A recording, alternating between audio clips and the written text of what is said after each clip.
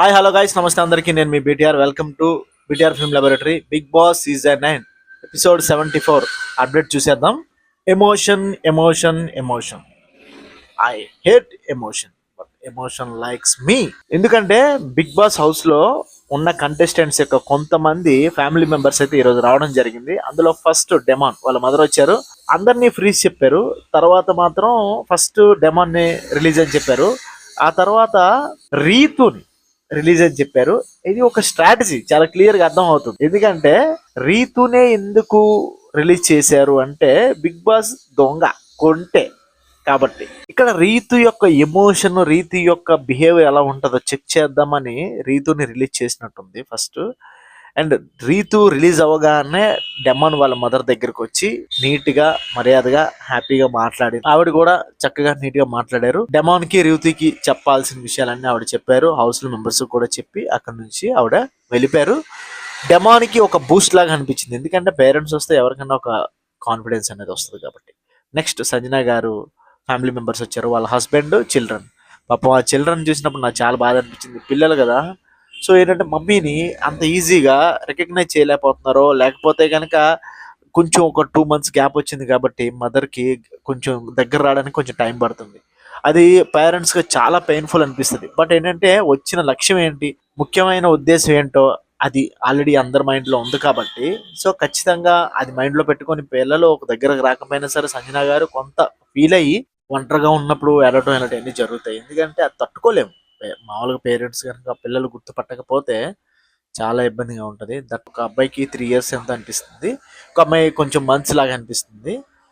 చాలా ఎమోషనల్గా అనిపించింది సంజన గారికి. అండ్ బూస్ట్ కూడా వచ్చింది. ఎందుకంటే వాళ్ళ హస్బెండ్ కూడా చాలా క్లియర్గా చెప్పారు, నువ్వు బాగా ఆడు, ఇంటి దగ్గర ఉన్నట్టు 10% ఇక్కడ ఉంటున్నావు, ఇంకా ఫైర్ ఉంది నీలో, ఫైర్ మోడ్ ఇంకా 90% యాక్టివేట్ చేయలేదు నువ్వు ఇంత కాముగా ఉంటే జరగదు, నీ ఆట నువ్వు ఆడాలి, నీకు నచ్చినట్టు నువ్వు ఆడాలి, నీకు నచ్చినట్టు ఉండాలని చెప్పి చాలా క్లియర్గా చెప్పి వెళ్ళినట్టు అయితే అర్థం అవుతుంది మనకి. దివ్య వాళ్ళ మదర్ వచ్చారండి.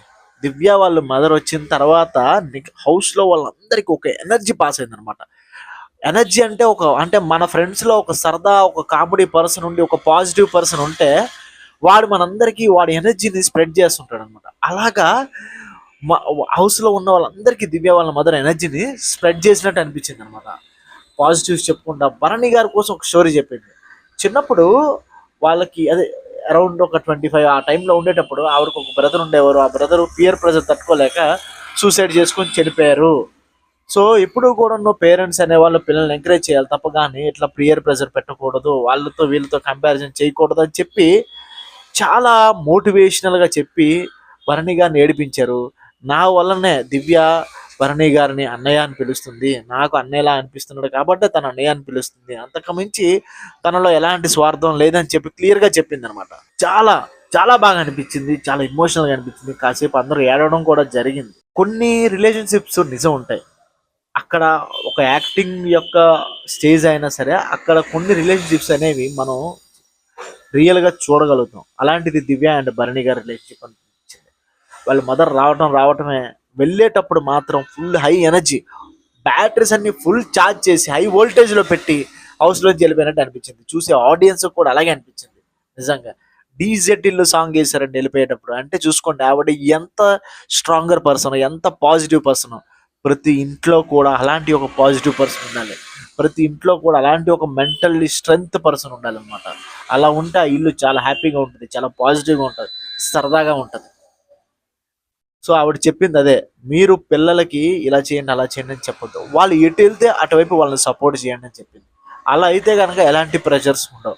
పోయిన మనిషిని మనం వెనక్కి తీసుకురాలేం, ఉన్న వాళ్ళని జాగ్రత్తగా కాపాడుకోవడం తప్ప. సో చాలా ఎమోషనల్ అనిపించింది. ఇది గైస్ ఈరోజు అప్డేట్. చూసి నచ్చింది అనుకుంటాను. Thank you for watching. Share చేయండి, లైక్ చేయండి, సబ్స్క్రైబ్ చేయండి. అప్పుడే నా వీడియోస్ ఎదుటి వాళ్ళ సజెషన్స్లోకి వెళ్తే. జై హింద్.